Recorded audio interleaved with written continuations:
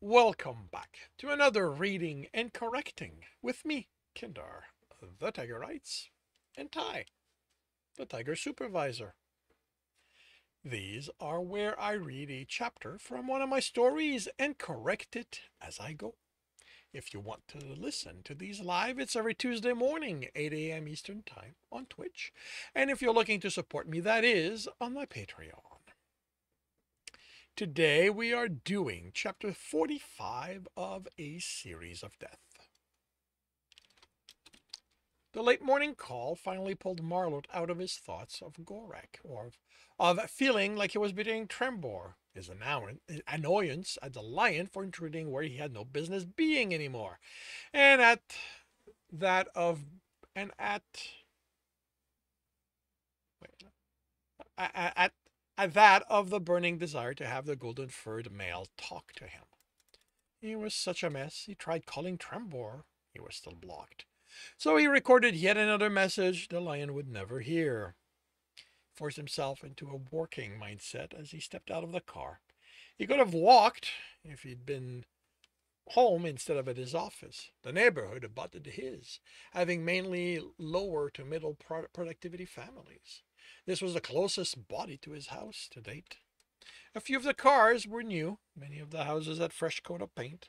He wondered if the rating was going up or they were just hoping looking productive would get the job done. He walked through the crowd, pressing against the cordon, a lot of herbivores, and he caught himself looking back at the house with houses with badly maintained lawn. He stopped the question before he accidentally voiced it. He wasn't speciesist. Like everyone else, herbivores didn't have to be expert at keeping grass trimmed. It was Gorek and Trembor distracting him that made him fall back into his hometown's way of thinking. He showed his ID as he stepped under the tape. What do we have? A body. The ermine answered, watching the crowd. Hilarious. Malt replied, any details? I've been stuck out here, freezing my tail off. The call came in an hour ago. The scene's been secured. Someone mentioned that other than the body, there's nothing suspicious in the house, and that the body's in pretty bad shape.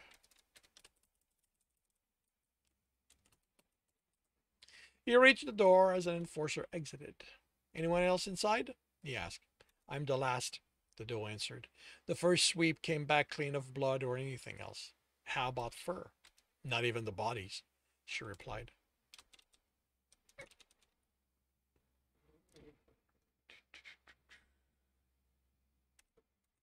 Interesting.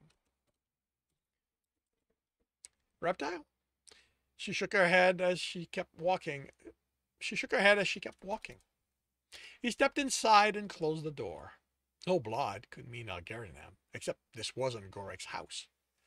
He shook his head. Killing without blood wasn't a rare thing. Predators did it to ensure they had plenty of blood to drink. Even in a fight, many fought with their hands closed out of reflex. He breathed in the air in the entryway. Clean, extremely clean. Someone had run the air circulation system hard in the last hour. In the last hours for there not to be sense of the body. For there to be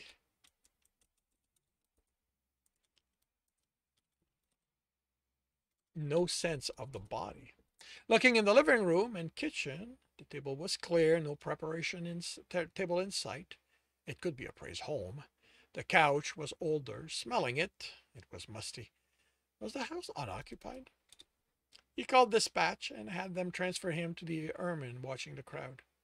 I need you to ask around for who lives here. It'll be faster than having to search through the registry. He disconnected. The small shower smelled of recent use. The humidity was gone, but the scent of cleanser clung to the walls. The killer had washed, then removed any trace they'd been here. He checked the drain, and that too had been cleaned.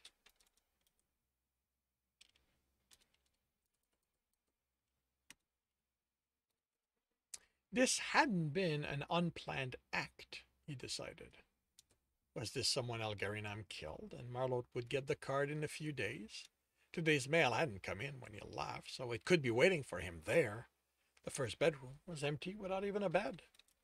He convinced himself to stop seeing the hair behind every kill as he entered the second bedroom and froze. Fuck.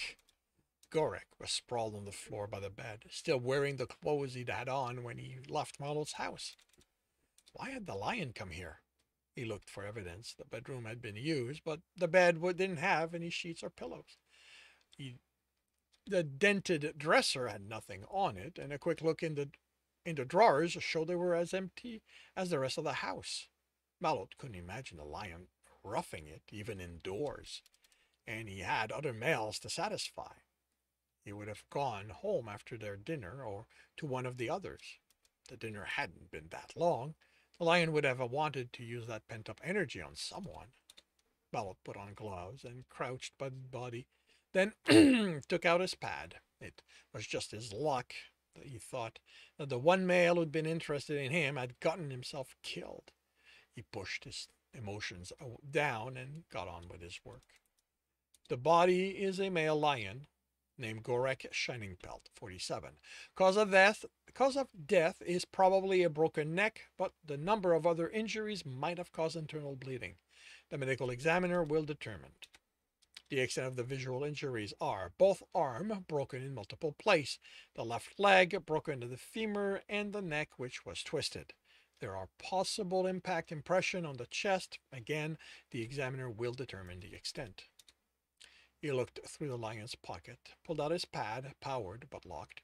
The wallet had a few bills in it, which surprised Marlot. What did Gorek need with physical money for?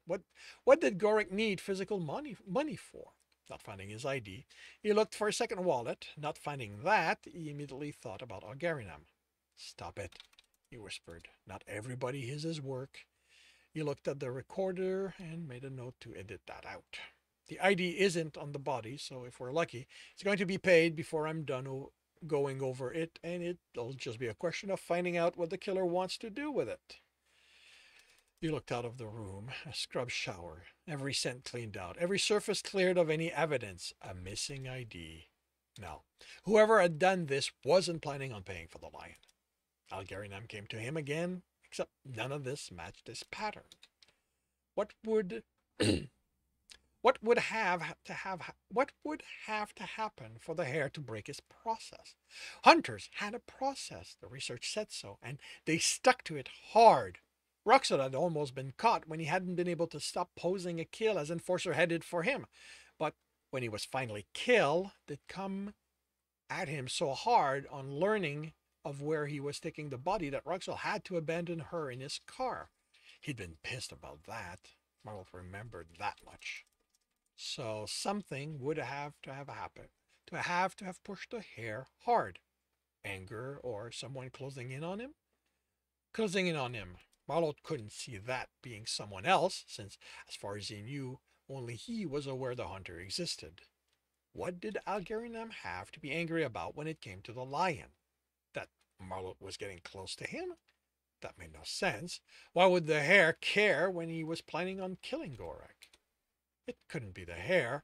This just didn't fit. The lion had just had the bad luck of getting himself killed hours after being with Marlot. He sighed. And I was hoping to see where this would go, he told the dead lion. What would go where? Someone asked. Marlot jumped, nearly tripping over the body as he turned. Jexka chuckled from the doorway. What are you doing here? Marlot demanded. Weren't you going to call me? Yes, but I haven't yet. I got a call from dispatch telling me where there was a body in your territory. I had no client, so I came over. If you need more one-on-one time with the body, I could come back later. Marlot shook his head, just like it was common knowledge he and Trembor had shared territory. He used Jexka exclusively as his examiner. Whoever had dispatched took the call could have wanted to be proactive. I've already recorded my observations. And those include professing something to the body? He looked the lion over. I will say that for a relationship with a body, there's going to be a lot less arguing. I wasn't, he sighed. More to edit out of the recording. None of my business, the frog said, grinning, before schooling his face into something more serious. Anything else you need to do before I can take him? Marlot stepped out of the way, and Jessica reached back to pull a gurney into the bedroom. How had he not heard that thing rolling? He helped the frog place the body on it. Then Jessica did a cursory look over. Another broken neck. It's like everyone's leaving those lying around now. What do you mean? The frog shrugged. Just talk among colleagues. Everyone's gotten a broken neck as an unclaimed body recently. The hackles along Marlot's neck rose. Did they say anything that matched his body? Jessica looked at the lion. Well, nothing with this level of anger directed at them. A broken neck, each one of them, clean and precise. Jessica frowned and looked at the lion's neck, felt along it, then the other side. What is it? It's probably nothing. You're too attentive for you to think that. The way the neck's broken, it feels a lot like an unclaimed body I looked at not too long ago. One of Trem's? Marlot asked hopefully. Maybe this was the inn he needed so he could speak with him in a context the lion couldn't just kick him out of. No, one of Offpal. That's the jaguar, right? Cheetah. He had a body a while back. Bobcat, female. The frog looked up. Body was on the kitchen floor. Broken neck. Do you remember the name? Marlot asked, unsure if he wanted Jessica to say the name he expected or not. Short fur. I don't remember the first name, but I can get it if you want to compare note with Offpal. It should be okay. This should be enough for him to know who I mean. He remembered her. Delmer Shortfur. He remembered her because Algerinam had called him right after killing her, while Marlot was watching the house. He'd asked all these questions about him and Trembor, their relationship. He'd been so curious about them, it had been creepy. Marlot stared at Gorek's body. The hare had asked him if he wanted to fix things. Marlot had said yes. Of course he'd said yes. He loved Trembor. But he'd gotten close to Gorek. Much too close if he loved someone else. It couldn't be. Algerinam was a hunter. They were insane. They didn't kill someone because they were leading Marlot to cheat on Trembor. No, it was a coincidence. The hare wasn't about making sure Marlot stayed faithful to the lion. Marlot had had nothing to do with any of the other bodies, and he wouldn't even have known about Gorek if the hare hadn't sent his ID. Marlot? He startled again, backing away, looking for an exit. He had to run. Marlot, are you okay? He shook himself. There were no threats here. It was in his head. His imagination was running away with him. He chuckled. The damn thing had just tried to kidnap him and take it to Looneyville. Marlot, you look like you have some predators on your scent. I'm okay. He trailed off. He rubbed his face. If somehow all this was about him and Trembor, Marlot had to look at every death again. All right, the frog said, not looking convinced. In that case, I'm going to take the body to my clinic and do the examination.